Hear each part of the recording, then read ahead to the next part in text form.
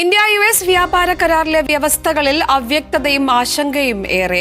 Indian ഉൽപ്പന്നങ്ങൾക്കുള്ള തീരുവ കുറച്ചത് ആശ്വാസകരമാണ് എങ്കിലും കാർഷിക മേഖല തുറന്നുകൊടുത്താൽ കനത്ത തിരിച്ചടിയാവും. ഇന്ത്യ അമേരിക്ക കരാർ യാഥാർത്ഥ്യമായത് കയറ്റുമതി മേഖലയ്ക്ക് ആശ്വാസമായെങ്കിലും കാർഷിക ഉൽപ്പന്നങ്ങളുടെ ഇറക്കുമതിയിലടക്കം ആശങ്ക ഉയരുകയാണ്. ഇന്ത്യ അമേരിക്കൻ കാർഷിക ഉൽപ്പന്നങ്ങൾക്ക് വിപണി തുറന്നു നൽകിയെന്ന് US കൃഷി സെക്രട്ടറി ബ്രൂക്ക് കോളിൻസ് അവകാശപ്പെട്ടു. വിവാദമായ എപ്സ്റ്റീൻ ഫയൽസിൽ മോദിയുടെ പേരും വന്നതിനു പിന്നാലെ നമ്മുടെ നാട്ടിലെ സാധാരണക്കാരായ കർഷകരുടെ വയറ്റത്തടിച്ചുകൊണ്ടാണ് മോദിയും ട്രംപും പുതിയ ഇന്ത്യ അമേരിക്ക വ്യാപാര കരാർ പ്രഖ്യാപിച്ചതെന്ന് നിങ്ങൾക്കറിയാം. കരാറിന്റെ വിശദാംശങ്ങൾ പങ്കുവച്ചുകൊണ്ട് ട്രംപ് അയാളുടെ സോഷ്യൽ മീഡിയയിലിട്ട പോസ്റ്റാണ് നിങ്ങൾ സ്ക്രീനിൽ കാണുന്നത്.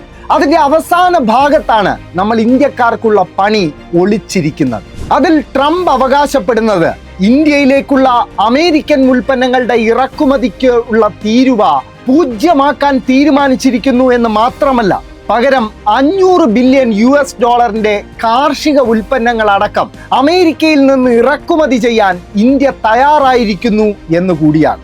അതായത് ഇന്ത്യൻ മാർക്കറ്റ് ഈ കരാർ ഔദ്യോഗികമായി നിലവിൽ വരുന്നതോടെ അമേരിക്കൻ ഉൽപ്പന്നങ്ങൾ കൊണ്ട്, പ്രത്യേകിച്ച് കാർഷിക ഉൽപ്പന്നങ്ങൾ കൊണ്ട് നിറയും. അവയ്ക്ക് തീരുവ 0 കൂടിയാണെങ്കിൽ ഇന്ത്യൻ ഉൽപ്പന്നങ്ങളുടെ വിൽപ്പനയെ, പ്രത്യേകിച്ച് കാർഷിക ഉൽപ്പന്നങ്ങളുടെ വിൽപ്പനയെ അത് അട്ടിമറിക്കും. ഇത് പറയാൻ കാരണം 2024-25 സാമ്പത്തിക വർഷത്തിൽ ഇന്ത്യയിലേക്കുള്ള അമേരിക്കൻ ഉൽപ്പന്നങ്ങളുടെ ആകെ ഇറക്കുമതിയുടെ മതിപ്പ് വെറും $45.33 ബില്യൺ മാത്രമായിരുന്നു. അവിടെയാണ് $500 ബില്യൺ വിലയുള്ള അമേരിക്കൻ ഉൽപ്പന്നങ്ങൾ വാങ്ങാൻ ഇന്ത്യ സമ്മതിച്ചു എന്ന് ട്രംപ് പറയുന്നത്.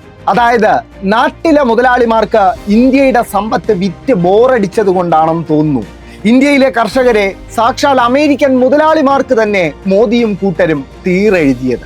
എന്തായാലും എപ്സ്റ്റീൻ ഫയൽസിന്റെ പവർ ഇപ്പോൾ എല്ലാവർക്കും മനസ്സിലായി എന്ന് വിശ്വസിക്കുന്നു.